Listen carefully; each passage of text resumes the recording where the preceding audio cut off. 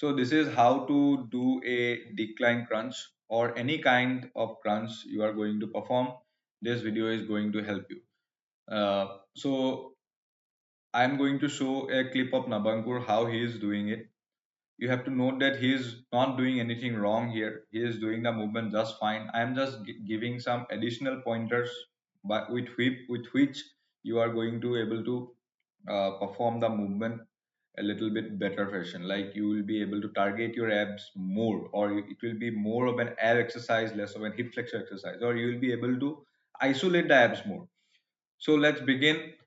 See how he is doing it and how I am doing it, and what are the inherent difference between these two clips. Again, this video is a like a move towards perfecting the movement, not how to doing it. Okay, because how he is doing it is almost fine. It is like telling, like you don't have to push your butt up while doing lying leg curls. It is going to go up at the lockout, but your intention should be to keep the butt down. That means you should not initiate the movement with hips rising up first.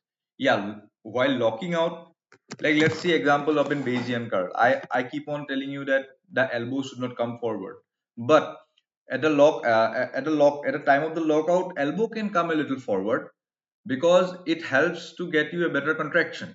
But if you are initiating the movement with the elbow, that means you are shifting the focus towards frontals. So the prime reason of telling that keep your elbow fixed is to ensure that you initiate the movement. You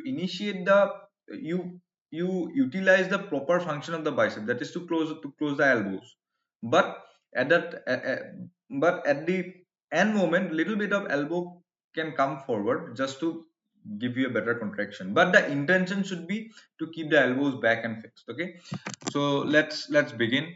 Take this video as a tool for improvement. Okay, so I'm going to show you one by one. See, I think this is the video. Yeah, this is the Nabankur's video. You can see he is doing it weighted. He is doing it weighted. Okay, setting up correctly. uh, See, ask yourself a few questions. Is spinal flexion happening? It is happening. See, at the top, his spine is bending against the load. That means his abs are working. His abs are working. So he is a guest appearance. Okay, he is blocking almost all the view.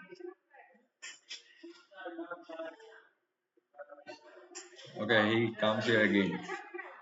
Okay, so what can Nabangur do to make this movement better? Okay, given he is doing it weighted, so most of the feedback I'm going to give him is just negated. See, from a loading perspective and doing the movement perspective, he is doing good. Okay, he is doing good, almost good. Only thing he can do better is at here. So what he can do better here? So let me show you a clip of mine. So I am using a last year's clip because uh, because there is less fat around the waist, and you will be able to see what is actually happening. Okay, number one thing, you can notice that there is a slight gap between my waist and the bench. Like this much space is left. You can see, right? This much space is left. Can we zoom in my in media player? I don't know if we can zoom in. No, I don't think we can zoom in. Can you zoom in? No. So you can see there.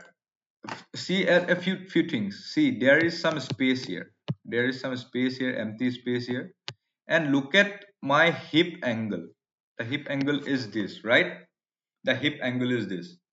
So there is some space here, and my hip angle is this. But you can see when I initiate the movement, my hip angle remains the same. See, my hip angle is remaining the same. It is getting close at the end a little bit, but you can see at most of the time my hip angle is the same. My hip angle is this only. If I draw a line on my torso and the hip, you can see the angle is almost the same. What is happening? My spine is going into extension. That means I am opening up my torso, and when I'm doing the contraction, I'm closing, I'm the spine is going into flexion. The spine is going from extension to flexion. Okay, earlier my spine was like this and it is going like this, but the torso angle here, the hip angle here, not much action is happening. That means spinal flexion is happening. That means abs are working, abs are working. And when I'm talking about not closing this angle, that means hip flexors are out of this movement. Hip flexors are out of this movement. Okay.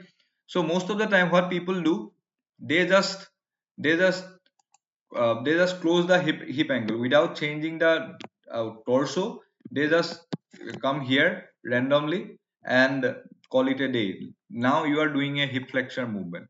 Okay, so what the main point here is to keep a little space between the bench and at the bottom you can see I'm not touching the bench at all. Like there is some air, some space between me and the bench, making sure that I'm keeping the tension on my abs. If I lie down on the bench, what will happen? The tension is going uh, of the abs, and you have to produce that again. Now you can see. And another factor to consider here, when going down, when I'm going into spinal extension, I'm breathing in a breathing in. That means when I breathe, the ab wall is going to expand, my ab is going to stretch more.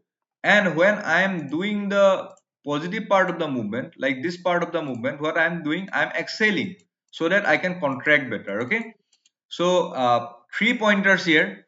Okay, I'm consolidating all the pointers. See, at all the time there should be some gap between the bench and you. This hip angle should remaining the same. Only thing that should happening is spinal extension, spinal flexion, and breathe in while going into extension, while going down, and breathe out while going up. So that's the decline crunches, or any kind of crunches uh, cues you will ever need. Okay, so that's it.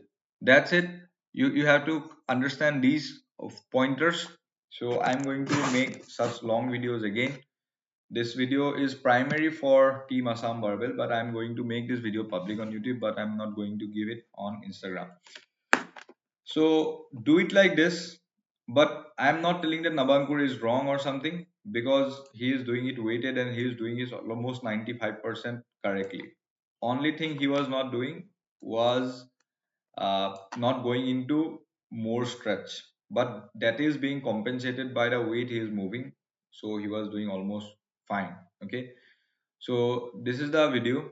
uh, do it and keep on sending me the videos correctly.